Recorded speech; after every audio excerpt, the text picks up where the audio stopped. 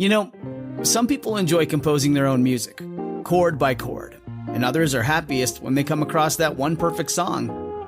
Work is not a lot different than that. Whether you prefer building your own workflow or using a pre-made template, with Monday.com, you and the team can work in a way that's comfortable for everyone. Tap the banner to go to Monday.com and build your own amazing workflow, or find an awesome template. No judgment.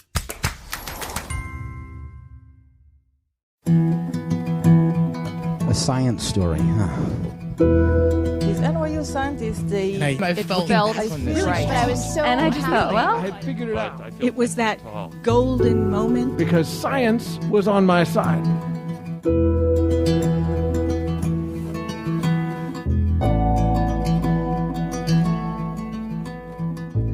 Hi everyone, I'm Ben Lilly, and welcome to the Story Collider, where we bring you true personal stories about science. This week's story is from Aparna Nancherla. It was recorded in May 2016 at the Green Space in New York as part of a show we produced in partnership with Public Radio's Studio 360 with Kurt Anderson.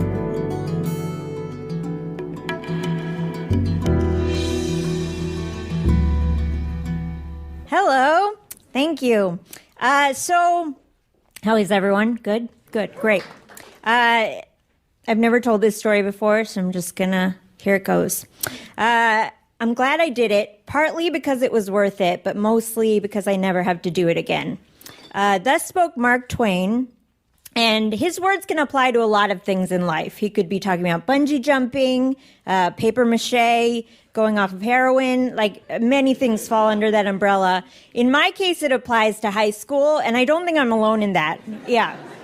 A lot of people have a tough time in high school, and I feel like the few people who cruise through, like they're looked at askance later in life as if to say, oh, that's too bad, you peaked so young. Yeah, I feel like Malcolm Gladwell wrote a whole book about it. So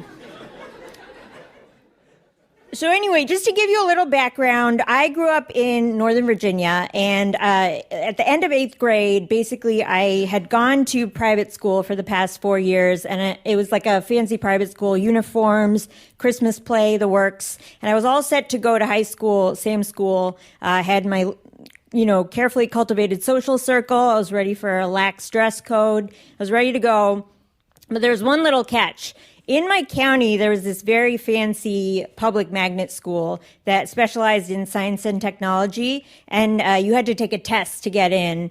And I had no interest in taking the test, but my parents are both first-generation immigrants from India and doctors to boot, and it's not a stereotype if I say it, so don't even think it. But they were like, just take the test, you don't have to go, just take it to prove you got the stuff, and then if you get in, then you can decide if you actually want to go. So basically they were like, you can burn that bridge when you come to it, but just take the test. So I took it, because, nothing motivates a teenager more than to commit to something after boldly pronouncing something like, fine, I'll do it. So I was like, fine, I'll take this test. You want me to take this test? I'll take it. And the weird thing is I got into the school, I didn't want to get in, but I was a good student. I will admit that, but not for the right reasons. I wasn't passionate about school, but it was more just something to do. So that's why I was a good student. I don't know what that says about me, but I do remember on the test, the essay question was just, do you think computers will ever become obsolete? And I remember it was the first time I answered an essay question by creating the shakiest thesis of all time and just meandering around an answer and articulating nothing of actual substance, which I feel is a very valuable skill as an adult. We're huge fans of that. This was really a breakthrough in that way. But also, this was the 90s, so the iPhone was just a twinkle in Steve Jobs' eyes. None of us knew. And when I got in, my parents, of course, changed the game again. And they were like, well, you got in, just go for a year and then see how you feel. I did that little parent twist. So like many, second immigrant children before and after me, I was just gently but firmly pushed towards my bright STEM future. And just a note about the school, like there was a very, hard curriculum. Like a lot of the classes were already like set for you all your 4 years, especially in math, science, and technology. And while you could test out into like a higher level, for most kids, it was biology as a freshman, chemistry as a sophomore, physics as a junior, and then the coveted geoscience as a senior, paired with like an intensive lab that you also had to pick. And I only bring this up just to give you an idea of like how academically rigorous this school was. Like it was basically like there were a lot of eggheads at my school, and I don't mean that in a pejorative sense. Like I mean there were like some really smart kids. Like some of them didn't have the social skills to like remember to wear 2 shoes every day.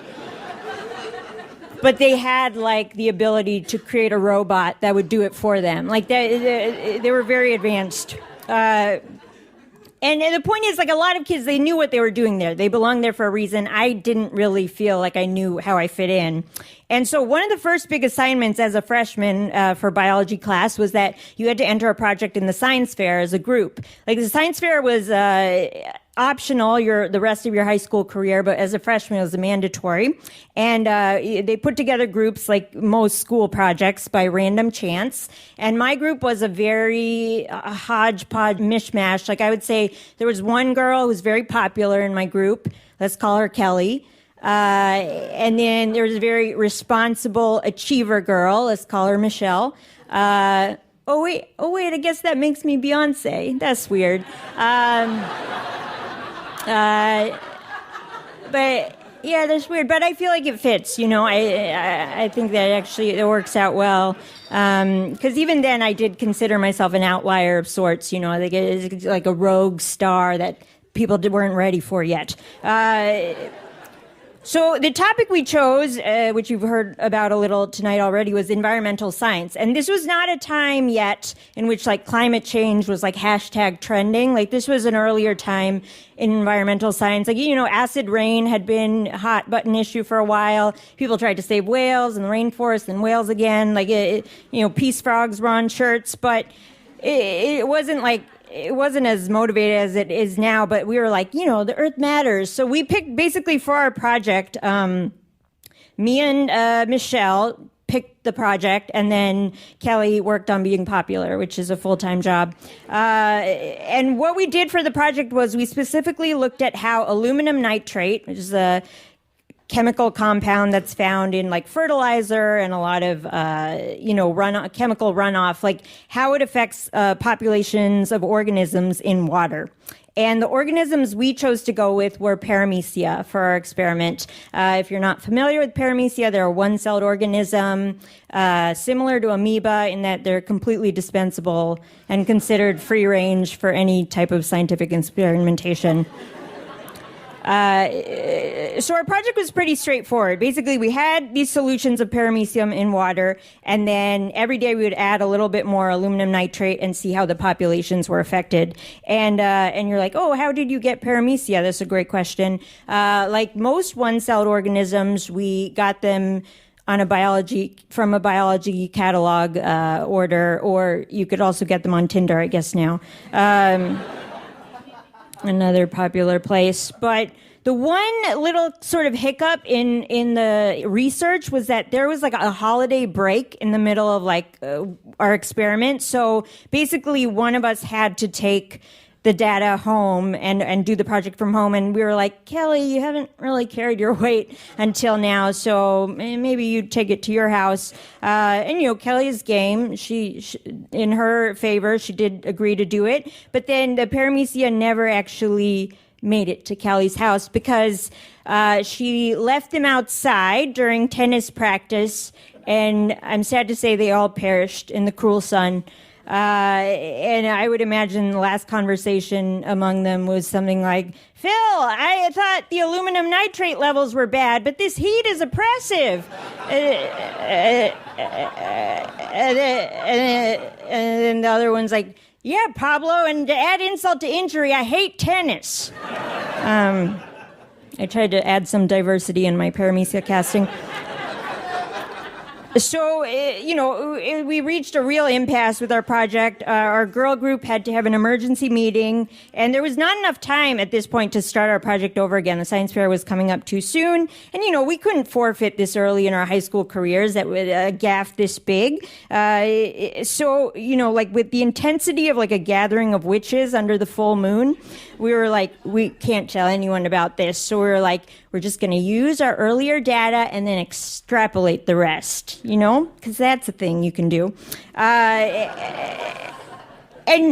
it's like, I know it was wrong. Like, we all knew it was empirically wrong, but it's like, what choice did we have? Like, if anything, we were kind of operating on the plus side of plus or minus scientific error, but you need that half. And for some reason, we completely excused Kelly from any accountability. We were just like, yeah, it's very hard to maintain your position as a cheerleader. She was a cheerleader. You couldn't have known. So even though we didn't want to work together before, now we were bonded together in this like sick, low-stakes version of I Know What You Did Last Summer, starring Paramecia, and we swore secrecy among the three of us, and I hope the statute of limitations is up on that, because here I am talking about it pretty openly. But it's like, isn't that the last step of the scientific method anyway? It's like, finish your experiment by all means necessary. I feel like that is a step that you don't talk about. And the truly twisted part to me was that we took our Paramecia back to the lab, and then I kept adding aluminum nitrate every day, like a true psychopath, mad scientist, like everything's going great. I was like, here I am. Where's my Nobel? But so then fate had a really weird twist in store, which was that, so then we took our project to the school science fair, and, there were prizes in every category, and I don't know how this happened. Some way, somehow, we created a great cover story, I guess, because we got third place in our, I know, that's really a testament to us, I think. That's really what that is.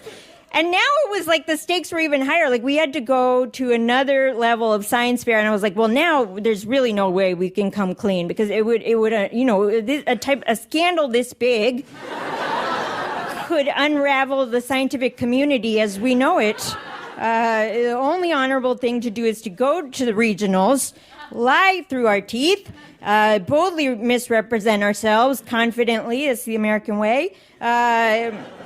And of course, that's what we did. We went there, we told our story again. No one was impressed at regionals. We were like, thank God, we can just slink out of this and never talk about it again. I mean, we had like the blood of 2 orders of Paramecia on our hands. Like, don't think we weren't up at night being like, I hope they're happy wherever they are.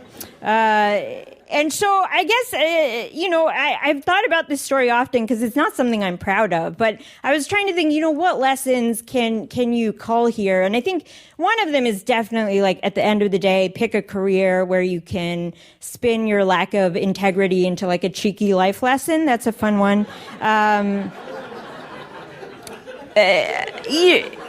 It's like what we did was very wrong, but I almost feel like because it was a group effort, it diluted our individual wrongness, which interestingly enough is a principle in psychology, which I later majored in and did a thesis in, and did not kill any experimental or control groups, because my subjects were humans, so that would be more serious. But you can cheat alone, but if you do it with other people, there's kind of there's a circle of trust where you're just like, we're in this together.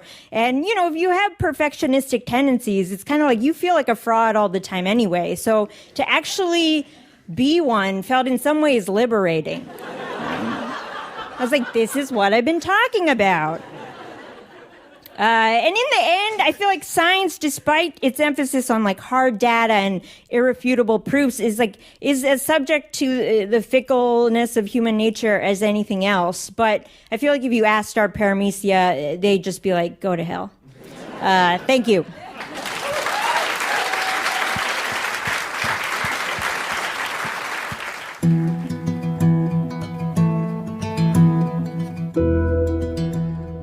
That was Aparna Nancherla. Aparna is a stand-up comedian and writer who has written for Late Night with Seth Meyers and appeared on Totally Biased with W. Kamau Bell, among many other programs. Follow her at Aparnapkin, APARNAPKIN.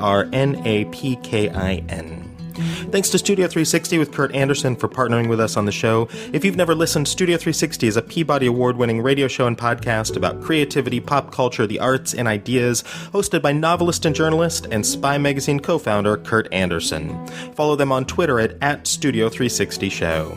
If you enjoyed today's story or are a fan of the podcast, please consider writing us a review on iTunes. It's a great way to help new listeners find the podcast, and we love sharing these stories. We're also grateful for the support of the Simons Foundation, who helped make this all possible. The Story Collider is produced by me, Brian Wecht, Aaron Barker, R.A. Daniel, Christine Gentry, Skylar Bear, Shane Hanlon, Rosie Waldron, and Liz Neely, with help from Ariel Miller. The podcast is produced by Rose Eveleth, and the theme music is by Ghost. Special thanks to the Green Space for hosting the show, and to Science Fairs for bringing out the best in us. Thanks for listening.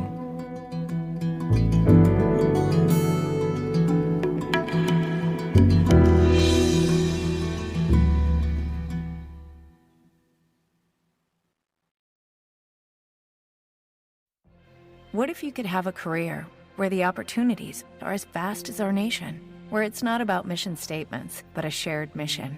At U.S. Customs and Border Protection, we go beyond to protect more than borders. From ship to shore, air to ground, cities to local communities, CBP agents and officers are keeping people safe. Join U.S. Customs and Border Protection and go beyond for something far greater than yourself. Learn more at cbp.gov/careers.